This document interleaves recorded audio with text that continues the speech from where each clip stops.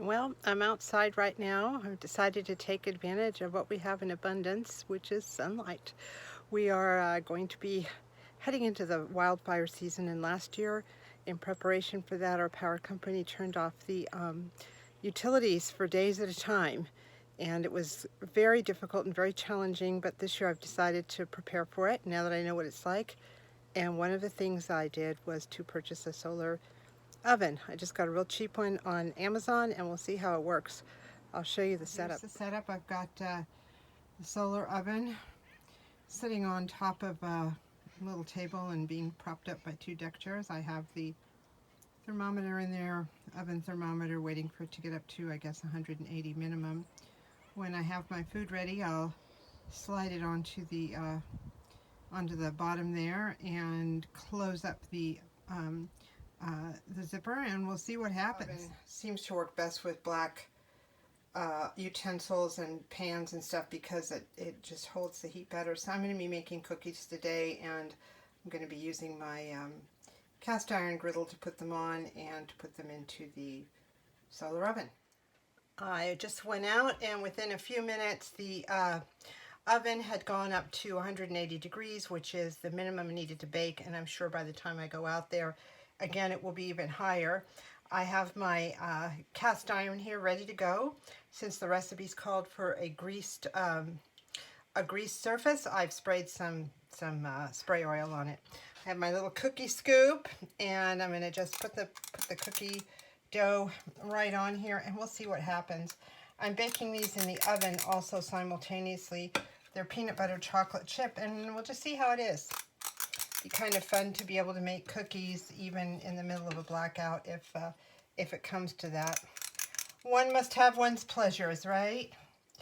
So probably get about 8 on here. I don't know how much these are going to spread with the lower temperature of the solar oven, so we'll see. And one more, 2 more.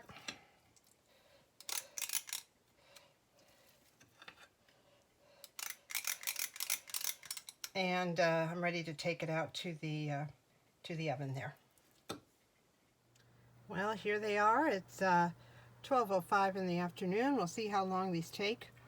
I have zipped up the bag, and they're just sitting here in the sun cooking away. Well, it's been about an hour and a half. I'm not sure if they're done yet, so I'm gonna grab one and take it in, let it cool, and see what it tastes like and what the texture's like. See, it's not as brown as the ones that were in the oven, but grab this. The texture is good, regular cookie texture, and I tried it, and it was quite good. So let me grab the rest of the oven. Again, not as brown as the others, but really tasty and delicious and chewy, and just everything you'd want them to be. It was about an hour and a half on the cast iron tray there, and it seems that the temperature was about 200, 220 most of the time. So definitely a keeper for those days when we have no power. Well, that went well, and it was very satisfying. It's always very satisfying when things go well. I have at least one thing now I can make in the sun oven for the blackouts, and even if we don't have blackouts. What I'm going to do right now is I have some leftover batter. I made some cookies in the oven and then some for the sun oven, but I'd like to set some aside for when we're having the blackout. So I have these little containers from Dollar Tree, peanut butter. I like to get their little $1 containers. So I'll be filling a couple of these up with cookie batter or cookie dough, so if and when we do get blackouts, I can just pull one of these out, and it's probably about the amount I need to make a layer of cookies in the sun oven. So stay tuned for more adventures. I'm going to get this right before the season's over. Thank you for watching.